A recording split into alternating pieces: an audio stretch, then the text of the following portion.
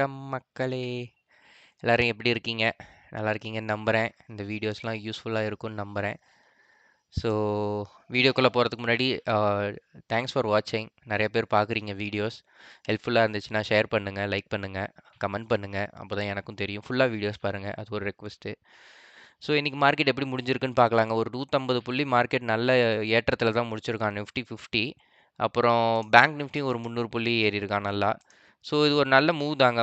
நல்ல மார்க்கெட் வந்து ஒரு நல்ல புல் கண்ட்ரோலில் தான் தெரியுது. பட் ஆனால் ஒரு ரீட்ரேஸ்மெண்ட் நல்ல நடந்தால் நல்லா இருக்கும்னு நான் எதிர்பார்க்குறேன் ஷார்ட் டேர்மில். நமக்கு லாங் டேர்ம் வந்து ட்ரெண்டு இன்னும் மாறலை. நமக்கு பார்த்துக்கிட்டிங்கன்னா இந்த ட்ரெண்ட்லேயே தான் பிடிச்சி போயிட்டுருக்கான் பாருங்கள். இங்கே வந்து நல்ல ட்ரெண்டில் தான் போயிட்டுருக்கான். ஒரு ஷார்ட் டேர்ம் ஒரு ரிவர்சல் வேணும் அப்படின்னு நான் எதிர்பார்க்குறேன். ஏன்னா அப்போ தான் நமக்கு வந்து இன்னும் ஒரு பவர்ஃபுல்லான அப் மூவ் கிடைக்கும்.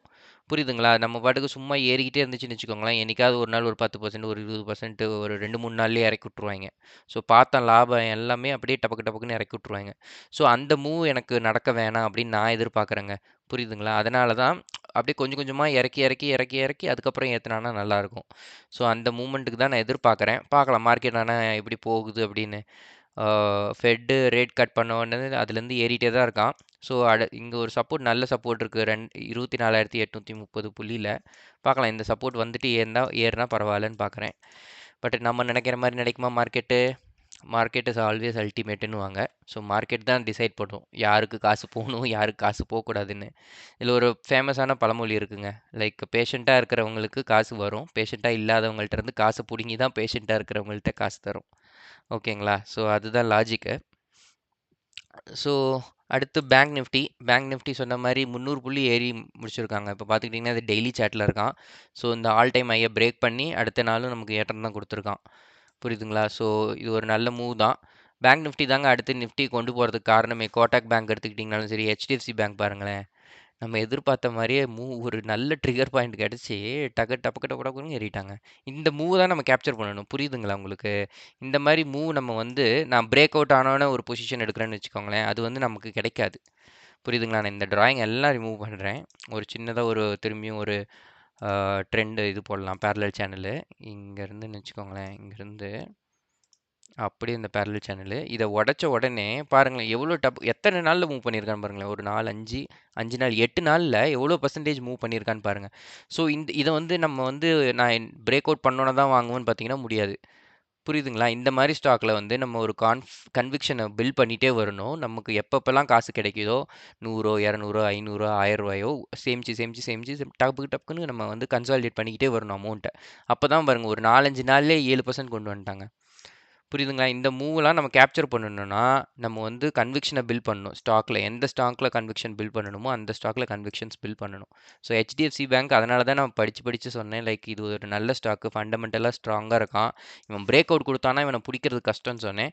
ஸோ வித்தின் 2 வாரம் தான் பாருங்களேன் இந்த டிராயிங்ஸ் ரிமூவ் பண்ணுறவங்களுக்கு புரியும். பாருங்கள் இந்த 2 கேண்டில்லையே உங்களுக்கு 6% கொண்டு வந்துட்டாங்க. புரியுதுங்களா? இது வந்து இப்போதைக்கு நிற்க போகிறதில்ல. என்னை பொறுத்த வரைக்கும் இது இப்போதைக்கு நிற்க போகிறதில்ல. ஏன்னா அடுத்தடுத்த மூவ் நோக்கி தான் போவான். இவனை நம்ம பாருங்க ஆல் டைம் ஹைலையும் வந்துட்டான். புரியுதுங்களா? மந்த்லி சார்ட்டிங்க்கு தான் மந்த்லி ஆல் டைம் ஹை இருக்குது. அதையும் இங்கே வந்துட்டான். இங்கே பாருங்க. உங்களுக்கு இதுதான் ஆல் டைம் ஹையாக இருந்துச்சு க்ளோசிங்கு. இப்போ அதையும் கிராஸ் பண்ணி உடச்சிருக்கான். ஸோ இந்த மாதம் எப்போ முடிய போகுதுன்னா இன்னும் ஒரு 5, 6 ட்ரேடிங் செஷன் தான் இருக்குது. ஓகேங்களா? இன்றைக்கி மண்டே. ஸோ ஜஸ்ட் 4, 5 கரெக்டாக ஒரு 4 செஷன் தான் இருக்குது. புரியுதுங்களா? 4 செஷனில் இதே மாதிரி நல்ல ஒரு க்ளோசிங் கொடுத்தானா இவனை கையில் பிடிக்க முடியாது. சிண்டராசா கையில் பிடிக்க முடியாதுன்னுவாங்கள்ல அந்த மாதிரி. ஸோ அதுக்கு தான் சொல்கிறது இந்த மாதிரி ஸ்டாக்ஸு வந்து நம்ம கன்விக்ஷன் பில்ட் பண்ணிவிட்டு நமக்கு வந்து அக்யூமுலேஷன் பண்ணிக்கிட்டே இருக்கணும். நிறைய அக்யூமுலேஷன் பண்ணணும். எவ்வளோ முடியுமோ அந்த அளவுக்கு நம்ம அக்யூமுலேஷன் பண்ணணும். புரியுதுங்களா? அக்யூமுலேஷனுங்கிறது வேறு ஒன்றும் இல்லை. கன்விக்ஷனை பில்ட் பண்ணிவிட்டு கொஞ்சம் கொஞ்சமாக வாங்க ஆரம்பிச்சிடணும். இந்த இடத்துல ஒரு ஃபார் எக்ஸாம்பிள் இந்த இடத்துல கொஞ்சம் அமௌண்ட் வாங்குகிறோம், இந்த இடத்துல ஒரு 2, 3 ஸ்டாக் வாங்குகிறோம், இந்த இடத்துல ஒரு 2, 3 ஸ்டாக் வாங்குகிறோம், இந்த இடத்துல ஒரு இந்த மாதிரி அக்யூமுலேட் பண்ணிக்கிட்டே வரணும். அப்போ தான் நமக்கு வந்து எப்போ மூவ் கொடுக்குறானோ அப்போ வந்து நம்மளும் அந்த ப்ராஃபிட்டை என்ஜாய் பண்ண முடியும். ஓகேங்களா? ரொம்ப நேரம் இந்த ஹெச்டிஎஃப்சிலே பேசிட்டோம். மற்றபடி எல்லா ஸ்டாக்கும் நம்ம ரேஞ்சிலே தான் போயிட்டுருக்கான். எக்ஸ்பெக்ட் பண்ண மாதிரியே தான் போயிட்டுருக்கான். நசாரா இன்றைக்கி ஒரு மூவ் கொடுத்தான் 2% என்னமோ. இங்கே பாருங்கள் இவன் மூவ் பாருங்கள் எவ்வளோ அழகாக போயிட்டுருக்கான். ஸோ போகட்டும், ஒன்றும் பிரச்சனை இல்லை. பொறுமையாக போகட்டும் அவனும். நம்ம எக்ஸ்பெக்ட் பண்ண மாதிரி போயிட்டே தான் இருக்கான். ஒன்றும் ஓகே. பஜாஜ் ஃபின்சவும் நல்ல மூவ்மெண்ட்டில் இருக்காங்க பாருங்கள். வீக்லி சார்ட் கூட போட்டுக்கலாம். வீக்லி சார்ட்டில் பாருங்கள், நல்ல ரீட்ரேஸ்மெண்ட் தெரியுதுங்களா உங்களுக்கு? இந்த மாதிரி ரீட்ரேஸ்மெண்ட் தான் வந்து நல்லாயிருக்கும். போன வாரம் ரீட்ரேஸ்மெண்ட் கொடுத்து முடிச்சிருக்கான். ஸோ இதை தாண்டி கீழே வராதுன்றது என்னுடைய எதிர்பார்ப்பு. பார்க்கலாம் எப்படி போகிறான்னு. ஓகேங்களா? ஐசிஐசிஐ பேங்க் இன்னைக்கு கொஞ்சம் இறக்கி விட்ருக்கான் ப்ராஃபிட் புக்கிங்கு. ஒன்றும் பிரச்சனை இல்லை. நேற்று லாஸ்ட் செஷனில் நல்லா ஏற்றி விட்டோம். இன்னைக்கு கொஞ்சம் ப்ராஃபிட் புக்கிங் இதெல்லாம் நடக்குங்க. இது வந்து normal behaviour of stock market. என்ன பண்ணுவாங்க, ஃப்ரைடே ப்ராஃபிட் பார்த்தவங்க இன்னைக்கு புக் பண்ணியிருப்பாங்க, வேறு ஒன்றும் இல்லை. ஓகேங்களா? இதுக்கெல்லாம் நம்ம பயந்துக்கவே தேவையில்ல. நம்மலாம் லாங் டேர்ம் இன்வெஸ்டர்ஸாக தான் இருக்கிறோமே தவிர ஷார்ட் டேர்முக்கு எதுவும் இல்லை. ஸோ இண்டிகோ பெயிண்ட்ஸ் பார்த்தீங்கனாலும் ஒன்றும் மூவ்மெண்ட் இல்லை. பட் ஆனால் ஒரு நல்ல ட்ரெண்டில் தான் இருக்கான். பார்க்கலாம். இது ஒன்று. ஓகேங்களா? இப்போ இன்னும் நமக்கு ஸ்டாக் மார்க்கெட்டை பற்றி நமக்கு டீட்டெயில்ஸ் தெரிஞ்சுக்கணும்னு வச்சுக்கோங்களேன், மணி கண்ட்ரோல்னு ஒரு வெப்சைட் இருக்குது. ஜஸ்ட் கூகுளில் போய் மணி கண்ட்ரோல்னு போட்டிங்கன்னு வச்சுக்கோங்களேன், ஓவரால் என்ன நடக்குது, இன்றைக்கி என்ன நடந்துச்சு அப்படிங்கிறத நம்ம ஈஸியாக தெரிஞ்சுக்கலாம். ஆல் இன் ஒன் பிளேஸ்ன்னு சொல்லலாம். ஸோ இண்டிசஸ்லாம் எப்படி பிஹேவ் பண்ணியிருக்கு, Nifty 50, Sensex, Nifty bank, Nifty IT, small cap, நிறைய பிஎஸ்சி ஸ்மால் கேப் இருக்குது, மிட் கேப் இருக்குது. அது எல்லா இண்டிசஸ் டீட்டெயில்ஸும் இருக்குது. இங்கே நமக்கு குளோபல் இண்டிசஸ் வேணும்னா அதுவும் இருக்குது.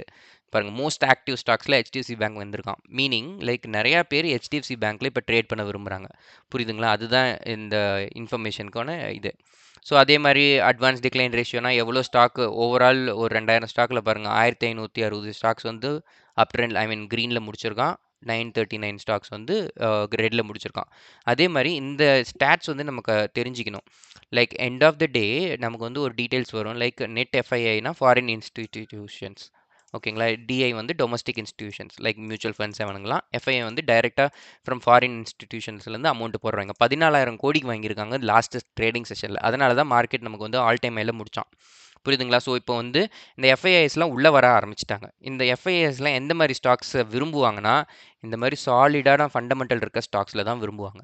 அதாவது ஹெச்டிஎஃப்சி பேங்க், கோட்டாக் பேங்க்கு, ஐசிஐசிஐ பேங்க், இந்த மாதிரி பேங்கிங் ஸ்டாக்ஸில் மோஸ்ட்டாக விரும்புகிறாங்க. ஏன் காரணம்னா அதுதான் வந்து அண்டர் வேல்யூட் செக்மெண்ட்டில் இருக்குது இப்போதைக்கு. ஓகேங்களா? ஸோ இந்த மாதிரி டீட்டெயில்ஸ்லாம் நம்ம ஈஸியாக தெரிஞ்சுக்கலாம். அதே மாதிரி இங்கே பாருங்கள், டாப் கெய்னர்ஸு, டாப் லூசர்ஸில் என்னென்ன ஸ்டாக்ஸ் இருக்குது, 52 வீக் ஹையில் எவன்லாம் இருக்கான், 52 வீக் லோலெல்லாம் என்னென்ன இருக்கான். ஸோ இந்த இன்ஃபர்மேஷனை வச்சு நம்ம ஃபர்தராக அனாலிசிஸ் செக் பண்ணலாம். ஸோ ஃபார் எக்ஸாம்பிள் 52 வீக் ஹையில் ஆதித்யா பிர்லா ஃபேஷன்ஸ் வந்திருக்கான். ஓகேங்களா? நான் என்ன பண்ணேன் இன்னைக்கு, இந்த மாதிரி தான் பார்த்துட்டு, சரி ஆதித்யா பிர்லா 52 வீக்கில் ஹையில் வந்திருக்கான், ஸோ அவனுடைய டெக்னிக்கலும் அவனுடைய ஃபண்டமெண்டல்ஸும் எப்படி இருக்குன்னு பார்க்கலான்னு பார்த்தேன். ஓகேங்களா? ஸோ இப்போ ஃபண்டமெண்டல்ஸுக்கு போகிறேன்னு வச்சுக்கோங்களேன். Aditya Birla fashion and retail. ஏன் இவனை போனேன்னு வச்சுக்கோங்களேன், இன்னொரு காரணம் இருக்குது. அகெயின் லைக் தீபாவளி ஸ்டோரி தான். கண்டிப்பாக மக்கள் வந்து நிறையா துணி எடுப்பாங்க. ஸோ அதுவும் ஒரு ரீசன். ஸோ பார்த்துக்கிட்டிங்கன்னா போன வாரம் நல்ல பிரேக் அவுட் கொடுத்து முடிச்சிருக்கான். பாருங்களேன், இது வந்து என் அனாலிசிஸ்க்காக போட்டது. பட் ஆனால் இந்த ஸ்டாட்ஸ் சொல்லும் போது உங்களுக்கு உபயோகமாக இருக்கும்னு நினச்சி தான் சொல்கிறேன். ஸோ போன வாரம் நல்ல பிரேக் அவுட் கொடுத்தான். இவன் லாங் ட்ரெண்டுக்கு மந்த்லி சார்ட்டை பார்த்தீங்கன்னாலும் பாருங்களேன், நல்லா போயிட்டுருக்கிற சார்ட்டு தான். சாரி, நல்ல சார்ட்டு தான் இது. நல்லா டெக்னிக்கலாக சப்போர்ட் மேலே எடுத்து கீழே இறக்கி விட்டு திரும்பி மேலே போயிட்டுருக்கான். இவன் அடுத்த இந்த 349 பிரேக் பண்ணான்னா அடுத்த ஆல் டைம் ஹைக்கு போக ஆரம்பிச்சிருவான்.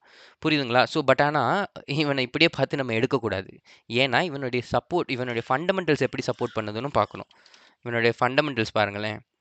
நம்ம பாட்டுக்கு வெறும் டெக்னிக்கலை மட்டும் எடுத்தோம்னு வச்சுக்கோங்களேன், ரிஸ்க்கு. ஏன்னா இங்கே பாருங்கள், இது வந்து டெட்டுங்கிறது வந்து கடன். 9,500 கோடி கடன் வச்சுருக்கான். ஓகேங்களா? அது ஒன்று. இவனுடைய புக் வேல்யூ 40 ரூபா இருக்குது. பட் ஆனால் கரண்ட் ப்ரைஸ் வந்து 344 ரூபா இருக்குது. புக் வேல்யூங்கிறது வந்து இவனுடைய மதிப்பு. இந்த ஆதித்யா பிர்லா ஃபேஷன் அண்ட் ரீட்டைலோடைய மதிப்பு 40 ரூபாய்க்கு தான் இருக்குது. பெரிய பெரிய ஆடிட்டர்ஸ்லாம் ஆடிட் பண்ணி சொல்லுவாங்க, இந்த புக் வேல்யூ ஒரு ஷேருக்கு 40 ரூபா கொடுக்கலாங்க அப்படின்னு. பட் ஆனால் அவனுடைய ப்ரைஸ் வந்து 344 ரூபா இருக்கிறதுலே அதிகமாக இருக்குது. ப்ரொமோட்டர் ஹோல்டிங் 49.3% தான் வச்சுருக்கான். டெக்னிக்கல் நம்ம வரலாம். டெக்னிக்கல் ஏற்கனவே பார்த்துட்டோம். இவன் பாருங்களேன், இவன் இஷ்யூஸ்லாம் பாருங்கள். Stock is trading at 8 times book value, promoter holding குறைஞ்சிருக்கு, company low on return equity. So இது எல்லாமே ரிஸ்க் ஃபேக்டர். அதே மாதிரி இங்கே பாருங்களேன், ப்ராஃபிட் பாருங்களேன், நெட் ப்ராஃபிட் -195,162. பாருங்கள் 215 நெகட்டிவ்லேயே தான் இருக்கான். இவன் ஒன்றும் ப்ராஃபிட் பண்ணுற மாதிரியே தெரியலங்க. பாருங்கள், 59 கோடி பண்ணவன் 23ல் 24ல் -736 கோடி, -789 கோடி. இவன் ப்ராஃபிட்டே பண்ண முடியல இவனால்.